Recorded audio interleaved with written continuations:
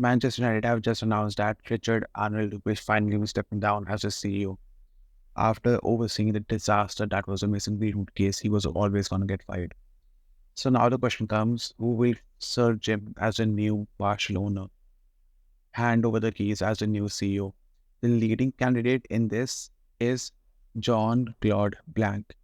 So let's explore who is he and what is he going to bring to Manchester United.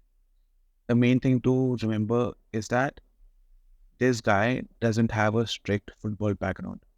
What I mean is, in his career, he has been part of different sports, and for the last decade, he was part of football. So let's start with his earlier career. From 1987 to 1992, he was part of the Winter Olympics.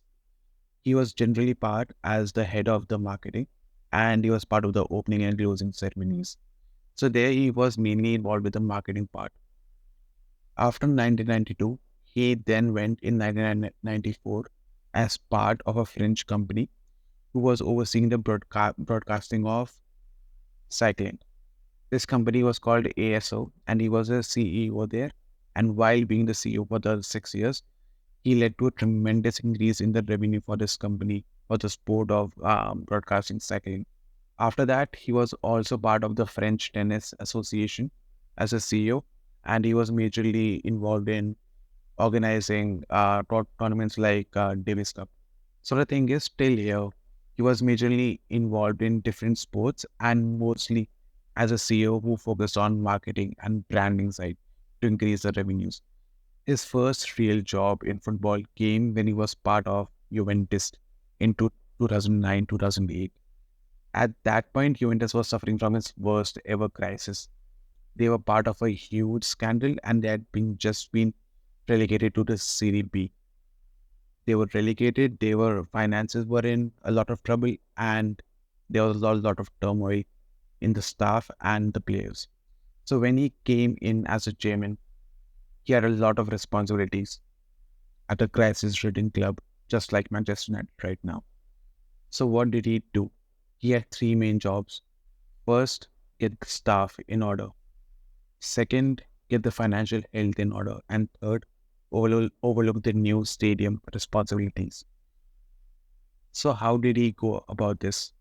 So to deal with the backroom staff, he did a survey, saw who was needed, who was not needed, and he revamped the backroom staff as a whole. And to take care of the finances, Juventus at that time was suffering from a lot of overpaid players. So his first job was trimming down the wages of the overpaid players, and whoever was not accepting the lower wages, he just got rid of them. Another big feat of him at this point was keeping hold of Buffon.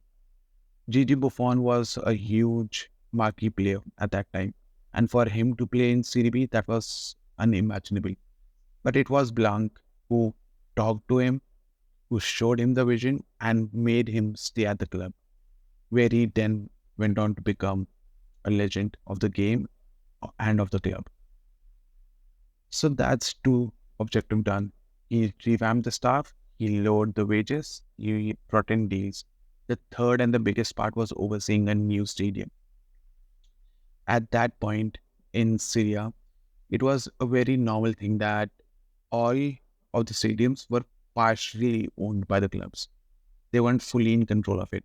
JCB oversaw that and thought that why would a club hand over their biggest source of revenue and the most consistent source of their revenue to someone else partially? So his aim was to own the stadium fully. And he did this through various means like taking loans, selling off the naming rights, selling off the land nearby the stadium. And that gave him enough money to own the new stadium fully by the Juventus. Now, this was a huge change because this allowed Juventus to keep hold of all of the revenue from the stadium, which was a steady source. These three goals laid the foundation for Juventus dominance for the next 10 years. So after this, till 2009, 2010, he left Juventus and he then went on to the newly Qatari-owned PSG. He joined PSG as the general manager and marketing executive. So before he joined, right, no one was particularly fond or knew of PSG because they were still pretty much limited to France. So when he came in JCB, he transformed PSG to a global commercial giant. France and Paris are known for its fashion and various fashion shows. So Blanc took inspiration from that and made PSG a commercial giant.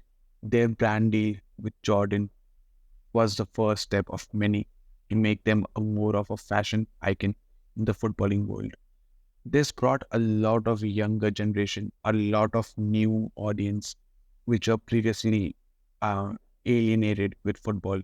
Because now, after various collaborations with high-end fashion brands like Dior or other big brands like Bape or Hublot, PSG jerseys and PSG merchandise is worn by celebrities all over the world. He overhauled the image of PSG and made them a well-known brand such that if you go into a football store anywhere in the world, you'll probably find a PSG jersey, even if you don't find any other jersey from the French league. That's how successfully he made PSG well-known throughout the world. Uh, it's not only this, he also was a major part of PSG winning their first league title in 19 years. And since then, they have been regular winners of the French league. Yes, they haven't won the Champions League, but they have overhauled their success as compared to previous years. So, as a marketing executive, he was very successful at PSG. So, after his role at PSG, his current most role is as CEO of the sporting division of Ineos, who is of course owned by Sir Jim Ratcliffe. So it's reported that JCB was a major factor in Sir Jim acquiring a stake in the Manchester United 25%. And now the reports are that Sir Jim is gonna trust the Manchester United CEO position to JCB. So now the big question comes: what can JCB bring to Manchester United? As we all know, United is in its worst state in like last 30, 40 years. We are shambles on the pitch and a bigger disaster off the pitch. So if we look at his experiences from Juventus and PSG, he will be using both of them. At Juventus, he was in charge of a crisis-ridden club who was overpaying, who had to deal with a new stadium and a backroom staff, which is a mess. All three are also true from Manchester United.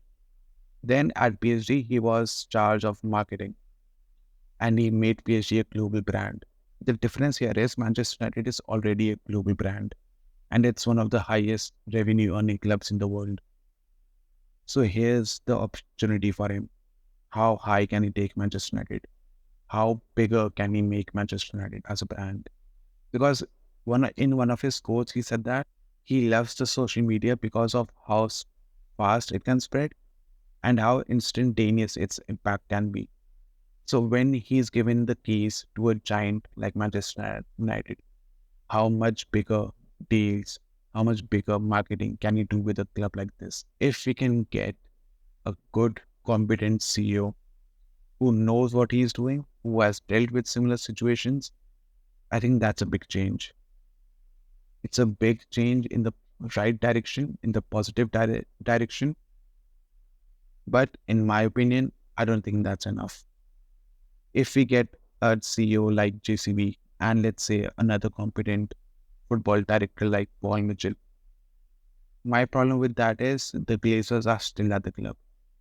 And I think they will drain the revenue in some way. Even if JCB manages to increase our revenue, I think the Glazers will drain it even more. And down the line, I don't know if they'll ever leave the parasite because even though it was supposed to be that Sir Jim is going to buy out all of the Glazers, we don't know if it's going to be in the next 5 years, in the next 10 years, in the next 15 years. We don't know anything about that. So my only worry is that as long as Glazers are there, will the CEO and new football director have 100% independence to do whatever they want with the staff, with the signings, with the deals. So I am excited about JCB coming in because of his experience with crisis at Juventus and marketing at PSG. But let's see if Glazers can keep their hands off him and allow him to do his job, which he's been brought in for. If you like my content so far, I would really appreciate if you can click on the subscribe button below and click on the like button. I would also like to know your opinions in the comment about if you think this is a good acquisition and if he can do his job well. I'll see you all in my next video. Goodbye.